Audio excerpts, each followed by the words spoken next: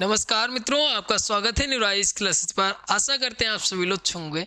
आज है 4 मार्च और 4 मार्च के जितने भी महत्वपूर्ण प्रश्न बन सकते हैं, आइए उस पर चर्चा करेंगे। साथ में कुछ महत्वपूर्ण फैक्ट भी जानेंगे। जैसा कि यहाँ पे पहला प्रश्न लगा हुआ है, हाल ही में किस विश्वविद्यालय ने अपने पाठ्यक्रम में मनुस्मृति बाबरनामा जोड़ने का प्रस्ताव रखा है। ऐसे बहुत सारे प्रश्न हैं जो महत्वपूर्ण प्रश्न बन सकते हैं परीक्षाओं में। आइए बात करते हैं। तो यहाँ पे प्रश्न दिया है, हाल ही में किस सरकार ने सुझाव लेने के लिए व्हाट्सएप नंबर जारी किया। जैसे कि जो आम जनता है उनसे सुझाव लेने के लिए उसके क्या सुझाव हैं, उसकी क्या नीतियां हैं और क्या वो चाहता है सरकार से, वो सुझाव लेने के लिए व्हाट्सएप नंबर जारी किया गया है। वो किस सरकार ने जारी किया ये बताना है। तो यहाँ पे उत्तर प्रदेश दिया, आंध्र प्रदेश दिया है, राजस्थान दिया, दिल्ली दिया है। तो ये जो है दिल्ली सरकार ने जारी किया है। कौन सा व्हाट्सएप नंबर है, आइए चर्चा कर लेते हैं।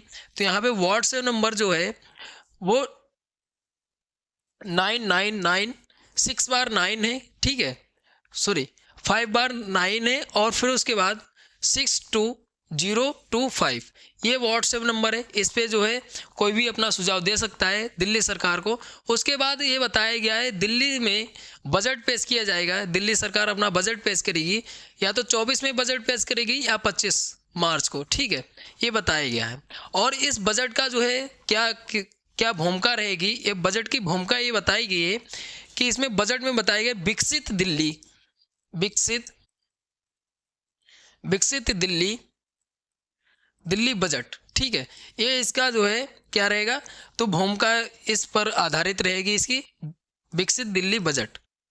और अगर बात करें दिल्ली की जो सीएम बनी है नई, तो वो कौन बनी, रेखा गुप्ता जी बनी है। चौथी महिला सीएम है। और पहली महिला अगर बात करते हैं सुषमा स्वराज है। अगर आपने इनके बारे में वीडियो नहीं देखी है तो आप चैनल पे जाके देख सकते हैं, मैंने विस्तार से उस पर चर्चा किया है, ठीक है।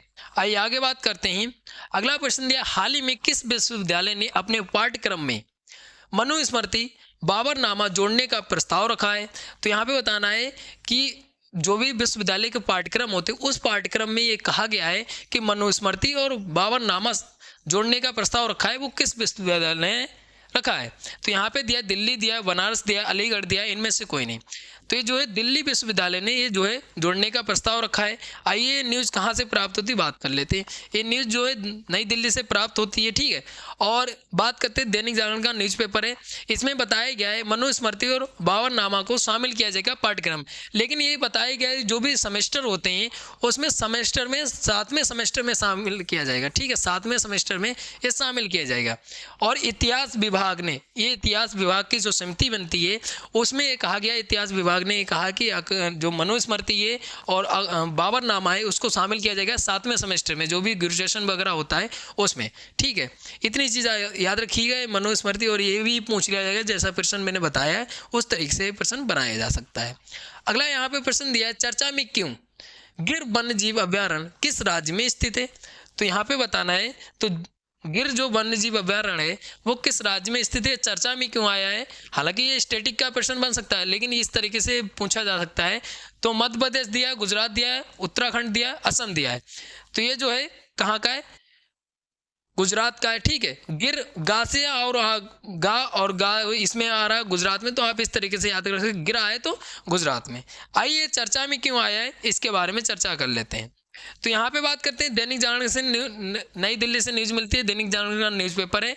और यहाँ पे बताया गया है कि जो है ये सबमिट होती है कहाँ पे, तो गुजरात के गिर में, ठीक है, अभ्यारण्य में 7वीं सबमिट होती है। कौन सी सबमिट, तो राष्ट्रीय वन्य जीव बोर्ड की बैठक होती है, वहीं पे जो है ये चर्चा में इसलिए आया क्योंकि जो मोदी जी हैं इसमें भ्रमण करने गए थे और उसमें जो है सफारी में आनंद लिया है, इसलिए जो महत्वपूर्ण बन जाता है। अब ये भी पूछ लिया जाएगा कि जो मीटिंग हुई है 7वीं, जो कौन सी, तो राष्ट्रीय वन्यजीव बोर्ड की जो मीटिंग हुई है 7वीं, वो कहाँ पे हुई, तो गुजरात में हुई है। कौन से अभ्यारण्य में, तो गिर अभ्यारण्य में, इसलिए चर्चा में है, ठीक है। आइए आगे बात करते हैं। अगला यहाँ पे प्रश्न दिया है, हाल ही में 12वीं क्षेत्रीय 3R और सर्कुलर इकोनॉमी एशिया पैसिफिक सम्मेलन का उद्घाटन किसने किया। तो यहाँ पे दिया है डॉक्टर मनसुख मंडाविया, मनोहर लाल, अमित शाह और सर्बानंद सोनोवाल। तो ये जो है उद्घाटन किसने किया है, तो इसका जो राइट आंसर हो जाएगा वो आंसर नंबर 2 वाला हो जाएगा। मनोहर लाल जी ने किया है। किसने किया है, तो मनोहर लाल जी ने किया है। आइए थोड़ा सा और चर्चा करते हैं इसके बारे में। तो ये न्यूज़ कहाँ से प्राप्त होती है? तो दैनिक जागरण का न्यूज़पेपर है, नई दिल्ली से न्यूज़ प्राप्त होती है। ठीक है, यहाँ पे प्रूफ के साथ आपको बताया जाता है ये जो है कहाँ पे सबमिट होती है, तो जयपुर में स्टार्ट हुई है। और कौन सी? तो 3R क्षेत्रीय एशिया पैसिफिक सम्मेलन हुआ है। इसका उद्घाटन और किसने किया है? तो मनोहर लाल जी ने किया है। ठीक है, ये क्या है? तो मनोहर लाल जी जो है वो क्या है? तो ये शहरी कार्य मंत्री हैं, इन्होंने उद्घाटन किया इसका। 3R का मतलब आप समझते हैं? 3R का मतलब होता है, यहाँ पे बताया गया है 3R का मतलब रिड्यूस, और रीयूज।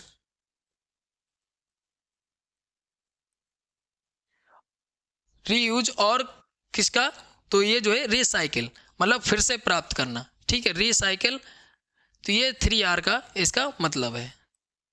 इतनी चीज़ आपको याद रखनी है। ये कहाँ पे हो रहा है ये भी महत्वपूर्ण बन जाता है। जयपुर जो है राजस्थान की राजधानी है जयपुर, वहीं पे हो रहा है। और इसमें बताया गया है क्या? तो 25 देशों के 200 से अधिक प्रतिनिधि इसमें भाग ले रहे हैं। और यहाँ पे बात करते हैं 400 प्रतिनिधि देश के विभिन्न इलाकों और क्षेत्रों से इसमें भाग ले रहे हैं, मतलब शामिल हो रहे हैं।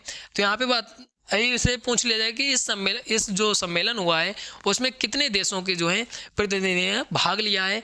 तो यहाँ पे 25 देश हैं और 25 देशों के 200 से अधिक जो लोग हैं इसमें भाग ले रहे हैं। तो ये महत्वपूर्ण बन जाता है। अब राजस्थान आया है तो राजस्थान की जो है राजधानी पूछी जा सकती है, राजस्थान के जो हैं CM पूछे जा सकते हैं। तो आपको वो चीज़ें याद रखनी है। आइए आगे बात करते हैं अगले प्रश्न की। तो यहाँ पे अगला जो प्रश्न दिया है, एक्सप्रेस गवर्नेंस अवार्ड्स समारोह में मुख्य अतिथि के रूप में कौन होंगे? तो ये बताना है। एक्सप्रेस गवर्नेंस अवार्ड्स समारोह हो रहा है, उसके मुख्य अतिथि कौन होंगे ये बताना है। यहाँ पे अमित शाह दिया है, नरेंद्र मोदी दिया है, अश्विनी वैष्णव दिया है, मनसुख मंडाविया दिया है। तो ये जो है अश्विनी वैष्णव मुख्य अतिथि हैं। ठीक है, आइए न्यूज़ कहाँ से प्राप्त होती है थोड़ी सी बात कर लेते हैं इसे। तो ये न्यूज़ प्राप्त होती है नई दिल्ली से, 3 मार्च की न्यूज़ है, जनसत्ता का न्यूज़पेपर है। ठीक है, इसमें मुख्य अतिथि कौन है? तो अश्विनी वैष्णव जो रेल मंत्री हैं, और उसके बाद विशिष्ट अतिथि के रूप में केंद्रीय राज्य मंत्री हैं जितेंद्र सिंह। ठीक है, ये दोनों लोग अतिथि हैं। उसके बाद यहाँ पे बताया गया है कि कौन सा? तो the Indian express excellence in governance awards का समारोह का आयोजन किया जा रहा है। कहाँ पे? तो ये जो है दिल्ली में किया जा रहा है, नई दिल्ली में किया जा रहा है। ठीक है, ये भी पूछ लिया जाएगा ये जो है समारोह का आयोजन कहाँ पे किया जा रहा है? तो नई दिल्ली में किया जा रहा है। अब यहाँ पे देखिए दिल्ली की बात आए तो दिल्ली बहुत ज़्यादा चर्चा में रहता है। तो दिल्ली में जो भी दिल्ली की नई CM बनी है, ठीक है, उसके बाद जो है दिल्ली में जो विश्व पुस्तक मेला लगा हुआ था वो भी आयोजन हुआ था। आदि महोत्सव का भी आयोजन किया गया। नक्षत्र आरोग्यम जो है उसका भी आयोजन किया गया है। दिल्ली में बहुत सारे आयोजन किए गए। तो दिल्ली के बारे में आपको महत्वपूर्ण देखिए, स्टैटिक बेस जैसे CM नहीं बनी है तो अभी तक कितने लोग CM बन चुके हैं। जैसे जितनी भी महिलाएं बनी, चौथी महिला रेखा गुप्ता जी बनी, उससे पहले कौन बनी है? जैसे सुषमा स्वराज बनी है, फिर जो है शीला दीक्षित बनी है, फिर आतिशी बनी है, और चौथे नंबर पर रेखा गुप्ता बनी। ऐसे प्रश्न मैचिंग में भी पूछे जा सकते हैं, तो हम याद रखिएगा। आइए आगे बात करते हैं। अगला यहाँ पे प्रश्न दिया है, हाल ही में किस राज्य में ई-समन की व्यवस्था लागू की गई? तो यहाँ पे बताना है किस राज्य में लागू की गई। यहाँ पे गोवा दिया है, उत्तर प्रदेश दिया, महाराष्ट्र दिया, हरियाणा दिया है। तो ये जो लागू की गई है वो गोवा में लागू की गई। कहाँ पे? तो गोवा में। आइए न्यूज़ कहाँ से प्राप्त होती बात कर लेते हैं। तो नई दिल्ली से 3 मार्च में न्यूज़ प्राप्त होती है। ठीक है, जो अमित शाह हैं अपने जो गृह मंत्री, उन्होंने कहा है गोवा सरकार को मार्च 2025 तक जो है राज्य में ई-समन व्यवस्था को लागू करने का आदेश दिया है। किस अभी भी पूछ लिया किसने आदेश दिया? तो अमित शाह जी ने आदेश दिया है। क्या है? तो सहकारिता मंत्री भी हैं और जो है गृह मंत्री भी हैं, होम मिनिस्टर भी हैं। ठीक है, आपको इतनी चीज़ याद रखिएगा। अगर पूछ लिया जाए गोवा के जो है CM कौन है? तो डॉक्टर प्रमोद सावंत, ये जो है गोवा के CM है। ठीक है, इतनी चीज आपको गोवा के बारे में याद रखनी है। अगला प्रश्न दिया, हाल ही में किसे ऑस्कर अवार्ड्स 2025 से बाहर कर दिया गया? तो यहाँ पे बताना है किसको बाहर कर दिया गया है। ये न्यूज़ कहाँ से प्राप्त होती है अभी बात करेंगे। तो प्रियंका चोपड़ा जी को जो है बाहर कर दिया गया। इनकी जो है एक शॉर्ट फिल्म थी अनुजा। ठीक है, अनुजा फिल्म जो शामिल की गई थी लिस्ट में, उसके बाद अभी बाहर कर दिया गया है। ये न्यूज़ कहाँ से प्राप्त होती है बात कर लेते हैं। तो ये न्यूज़ प्राप्त होती है नई दिल्ली से, 3 मार्च में न्यूज़ प्राप्त होती है। अगर यहीं पे बात करते हैं तो ये जो है लघु फिल्म में अनुजा, और इसको जो है पहले शामिल किया गया था, अब इसको बाहर कर दिया गया। और एक किसकी फिल्म है, तो प्रियंका चोपड़ा जी की फिल्म है, ऐसे ही पूछ लिया जाएगा। फिर अगर बात करते हैं अनुजा जो फिल्म है वो किस पर, तो 9 साल की एक जो है अनुजा की कहानी है। उसमें एक बताया गया कि एक तरफ शिक्षा है, ठीक है, उसको चुनना था, एक तरफ शिक्षा है और एक तरफ फैक्ट्री है, ठीक है। उसमें फैक्ट्री में ये चुनना था, मतलब वो पढ़ेगी या फैक्ट्री में कार्य करेगी। तो ये इस पर आधारित थी, इसको अब बाहर कर दिया गया, जो प्रियंका चोपड़ा जी को अवार्ड मिलना था, याद रखिए। अगर पूछ लिया जाए ये अवार्ड किसको मिला है, तो द ब्रूट लिस्ट, ये अवार्ड जो है द ब्रूट लिस्ट फिल्म को मिला है, ठीक है। अगर पूछ लिया जाए इसमें अभिनेत्री और अभिनेता कौन था, तो अभिनेत्री अभिनेता की अगर बात करते हैं तो अभिनेता जो थे इंद्रियन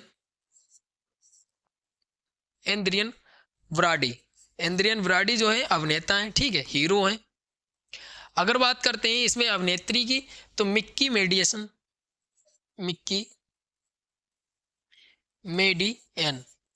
मेडियन ये जो है अभिनेत्री हैं, ठीक है, अभिनेत्री हैं और अभिनेता हैं। ये अभिनेता अभिनेत्री की कहानी ये पूछी जा सकती है। एक फिल्म जो है इसमें अभिनेत्री का जो है किरदार किसने निभाया और अभिनेता का किरदार किसने निभाया है। और जो अनुजा फिल्म है इसको बाहर कर दिया गया है इस फिल्म से। अगर पूछ लिया जाए ये जो फिल्म जो है कौन से नंबर के अवार्ड थे, तो कौन से नंबर के थे, तो 97 नंबर के अवार्ड हैं, ठीक है, इसको वितरित किया जाएगा। अगर पूछ रहा है इन अवार्ड्स का जो वितरण किया जा रहा है वो कहाँ पे किया जा रहा है, तो अमेरिका में, ठीक है, अमेरिका में यूएस में किया जा रहा है। यूएस में जो लॉस एंजिल है वहीं पे किया जा रहा है, ठीक है। उसके बाद अगर बात करते हैं यहाँ पे दूसरी चीज़ ये पूछी जा सकती है, लॉस एंजिल की बात आए तो लॉस एंजिल में अभी हाल ही में आग लगी हुई थी, तो इसलिए भी चर्चा में था। उसके बाद लॉस एंजिल में अगली बार जो 2028 में ओलंपिक होगा, 2028 में जो ओलंपिक होगा उसमें भी लॉस एंजिल में ही आयोजित किया जाएगा, याद रखिएगा, 2028 में जो ओलंपिक होगा, इसलिए भी चर्चा में है। आइए आगे बात करते हैं। अगला यहाँ पे प्रश्न दिया, हाल ही में फोर्ब्स इंडिया लीडरशिप अवार्ड से किसे सम्मानित किया गया, तो यहाँ पे अमित शाह दिया है, राहुल गांधी दिया है, नरेंद्र मोदी दिया है, जय शाह। तो ये जो है जय शाह जी को किया गया। अगर पूछ लिया जाए आईसीसी मतलब इंटरनेशनल क्रिकेट काउंसिल के अध्यक्ष जो हैं जय शाह जी हैं और इनको जो है सम्मानित किया गया है, इनको अवार्ड दिया गया है। ये दिसंबर के टाइम पे बने हुए थे अध्यक्ष, ठीक है। इतनी चीज़ इन्हीं जो कहा है कि क्रिकेट को अगली बार जो 2028 में ओलंपिक होगा उसमें क्रिकेट को भी शामिल किया जाए, ठीक है। आइए आगे बात करते हैं। यहाँ पे अगला प्रश्न है, हाल ही में भारत के रक्षा लेखा महानियंत्रक किसे नियुक्त किया गया, तो यहाँ पे ऑप्शन दिए हैं डॉक्टर वेंक शर्मा, ज्ञानेश कुमार, मनोज मेहता, विवेक जोशी। तो ये जो है किसको नियुक्त किया गया, तो ऑप्शन नंबर हो जाएगा फर्स्ट वाला हो जाएगा डॉक्टर मेंक शर्मा जी को, ठीक है, डॉक्टर मेंक शर्मा जी को। अगर पूछ लिया जाए कि ज्ञानेश कुमार, तो ज्ञानेश कुमार जो बने मुख्य चुनाव आयुक्त बने, ठीक है। फिर बात करते हैं कि विवेक जोशी की, तो ये चुनाव आयुक्त बने, ठीक है। इतनी चीज़ें आपको याद रखनी है। आइए आगे बात करते हैं अगले प्रश्न की। तो यहाँ पे अगला प्रश्न दिया है, विश्व वन्य जीव दिवस प्रतिवर्ष किस तिथि को मनाया जाता है, तो यहाँ पे बताना है विश्व वन्य जीव दिवस जो है प्रतिवर्ष मनाया जाता है वो किस तिथि को मनाया जाता है। तो यहाँ पे 1 मार्च, 2 मार्च, 3 मार्च और 4 मार्च। तो ये जो 3 मार्च को मनाया जाता है, ठीक है, 3 मार्च को मनाया जाता है। अब पूछ लिया जाए कि ये जो है कब से प्रारंभ हुआ, तो 2013 से प्रारंभ हुआ।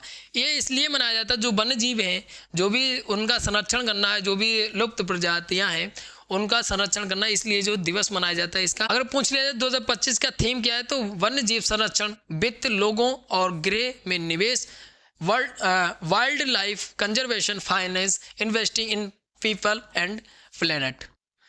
तो ये इसका थीम है। देखिए जब भी कोई दिवस मनाया जाता है तो उसमें कब मनाया जाता है वो भी पूछा जाता है, कभी कभी उस दिवस का थीम भी पूछ लिया जाता है, ठीक है। और इसको कब से प्रारंभ हुआ है मनाना, तो ये प्रारंभ हुआ 2013 से, ठीक है। तो यहाँ पे जितनी भी महत्वपूर्ण प्रश्न थे, महत्वपूर्ण फैक्ट थे, यहाँ पे चर्चा किया है। आशा करते हैं आपको वीडियो अच्छी लगी होगी। अच्छी लगी तो लाइक शेयर कमेंट करिए। अगर कोई डाउट बचता है या आपको कोई प्रश्न है तो आप कमेंट करके पूछ सकते हैं, और चैनल को जरूर सब्सक्राइब कर लीजिए ताकि आपकी तैयारी जो है बेहतर हो सके। मिलते हैं अगली वीडियो में, तब तक के लिए धन्यवाद।